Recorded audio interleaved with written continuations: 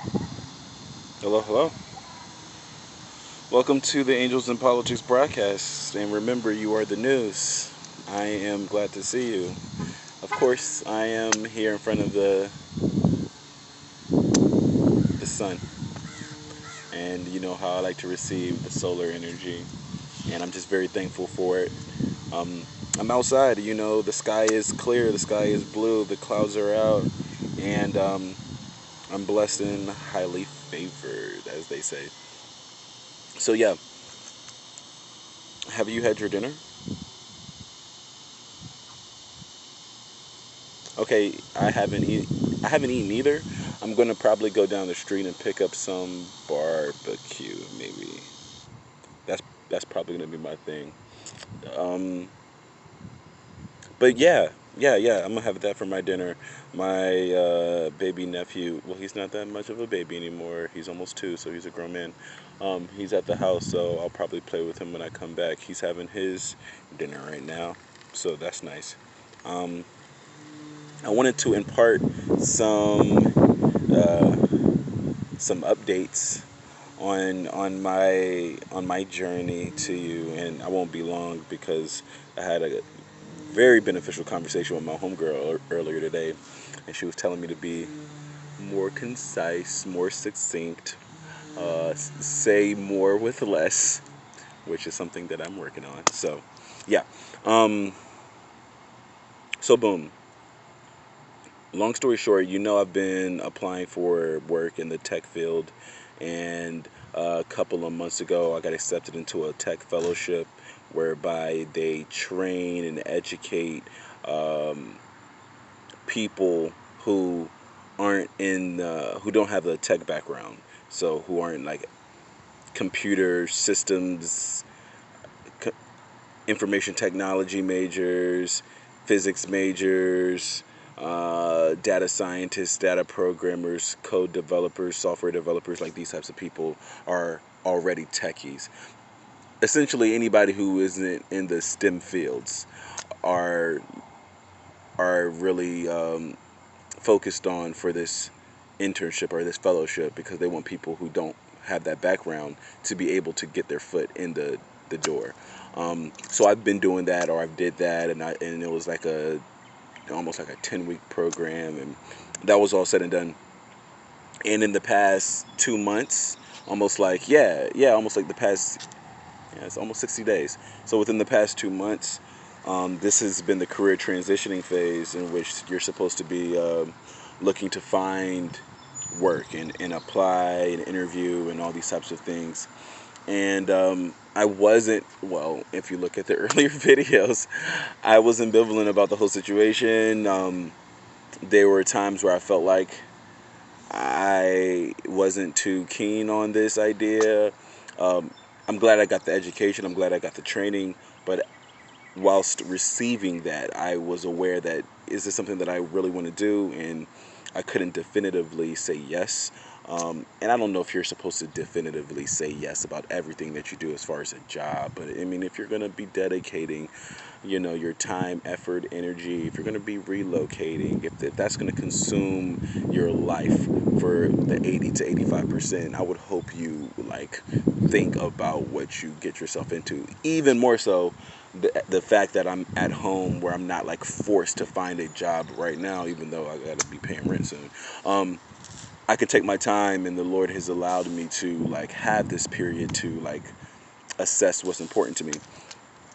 So what I came to figure out was I still don't fully know if this is my path, and instead of like pulling the trigger on the company or the fellowship, because they've had like, even though the education aspect finished in May, there has still been follow-ups. You're still supposed to attend meetings, you're still supposed to document stuff on spreadsheets and update your advisor, and do things that I wasn't doing because I was over it. And I finally had a meeting today, a Zoom conference with my advisor today, and essentially, well, not essentially, in a pretty roundabout way, she told me that that it's time to move on from from this partnership, and it was very formal. It was very professional in the way they spoke about it, and it was very nice. Um, I have so much respect and admiration for this academy, for allowing me to get this training, and I've learned so much. And it's one of those things where it's like, I should have been the one to pull the Band-Aid off. I was actually kind of glad that they initiated the Band-Aid pulling, and it was just one of those things. It's like, hey, you're not that really into it. It's like that movie that I talked about earlier. Um, she's just not that into you, or he's just not that into you. I think she's just not that into you is going to be the film that I create, but he's just not that into you is kind of like the premise of the film. Was like, no, girls, he's not playing hard to get. No, he's not holding out for marriage. No, he's not, in deep, in this deep mental state in which he's struggling with professing his love. Like 9 times out of 10, he's just not that into you, and he's going to propose, or he's going to go after the girl or the woman that he truly does feel this strongly about. And if it's not you, it's okay. And that's kind of the same thing with the job. It's like, I've been talking about the tech thing, and I've been speaking it up, and I've been speaking it into existence, because I felt like if I was supposed to have that job, I will. If it was supposed to come my way, then it will. But as far as this fellowship, and they wanted me to be pretty structured, pretty linear, with like deadlines, and making not necessarily a quota, but like having things done by a certain deadline or guideline, and I wasn't following them. It's like, bro, you're not into it. It's like, I wasn't giving them excuses. I just wasn't doing it. So it's like, this isn't you.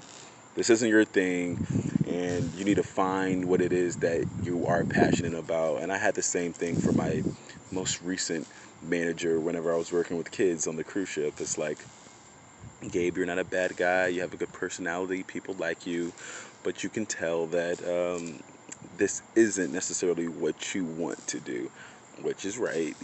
I have this way about myself of like not putting forth the extra or excess work in, and it can be seen, and people can pick up on that, particularly your managers or your advisors, or people whose job is to manage you, regulate your productivity.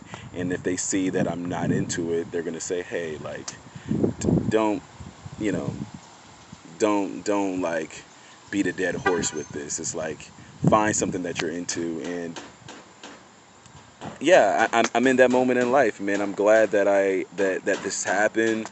I'm glad that I'm here. I don't have a definitive answer, like, as far as, hey, like, what do I want to do? I want to be of selfless service. I want to be the best version of myself. I want to focus on self-improvement. I want to champion and cheer the divine feminine. Um, I want to continue creating. I want to make music. I want to make art. I want to shoot films. I want to do things like that. I want to write things, and I just want to express myself in an uninhibited fashion, in an unadulterated fashion, in a very raw and in-your-face fashion. So, yeah. Thank you for listening. And namaste, namaskar.